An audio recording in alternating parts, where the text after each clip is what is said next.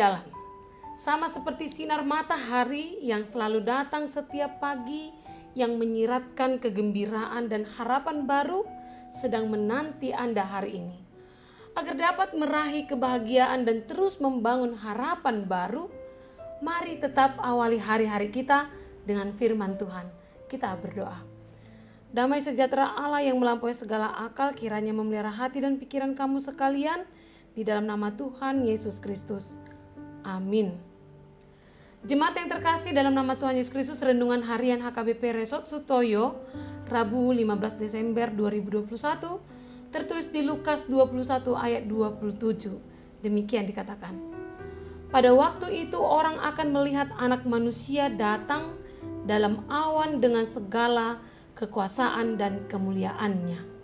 Dalam bahasa Batak dikatakan, dungi idauna sidama anak ni jolmai romar hite hon obun matat waso dot hasangapon godang. Demikian firman Tuhan.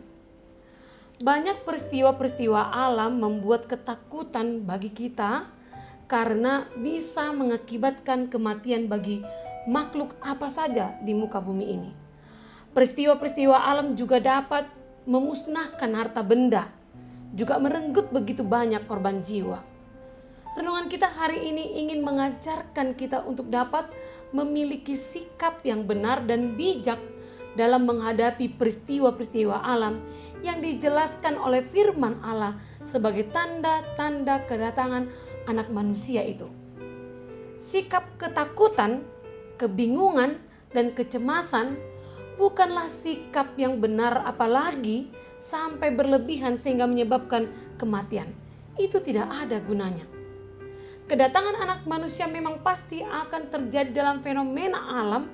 Memang selalu pasti harus ada tanda-tanda bahwa Dia akan segera datang.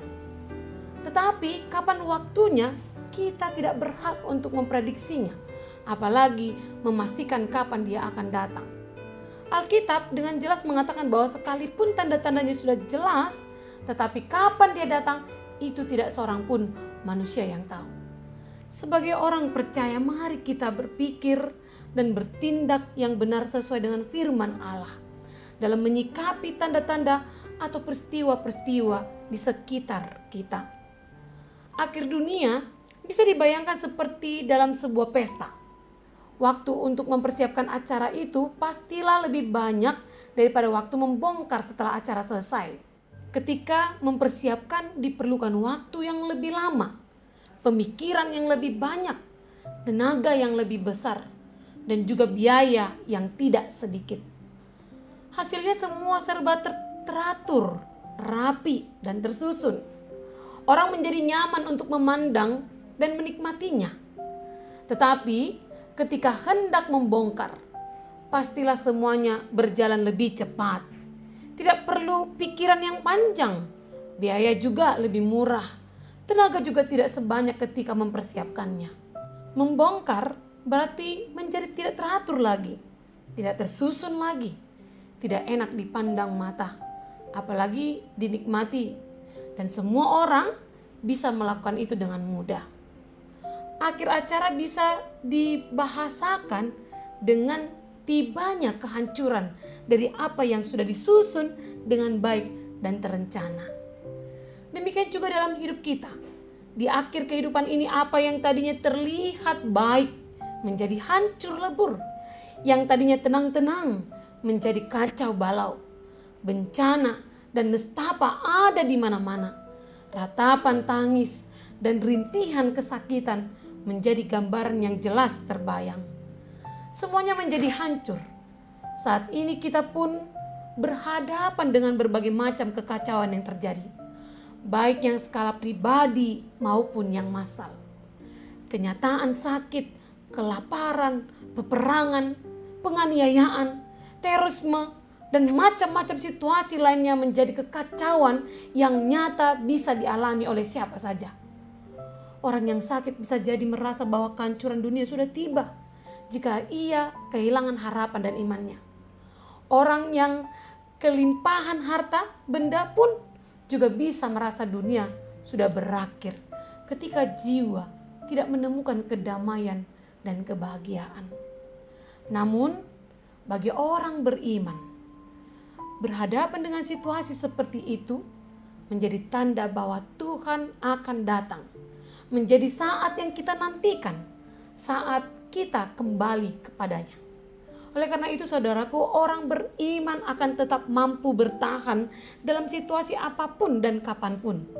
Karena jiwanya sudah dipenuhi oleh kuasa Allah sendiri. Jiwa yang bersama dengan Allah selalu mengalami kepenuhan, kedamaian dan sukacita. Kehancuran apapun tidak akan mampu menggoyahkan jiwa yang damai bersama dengan Allah.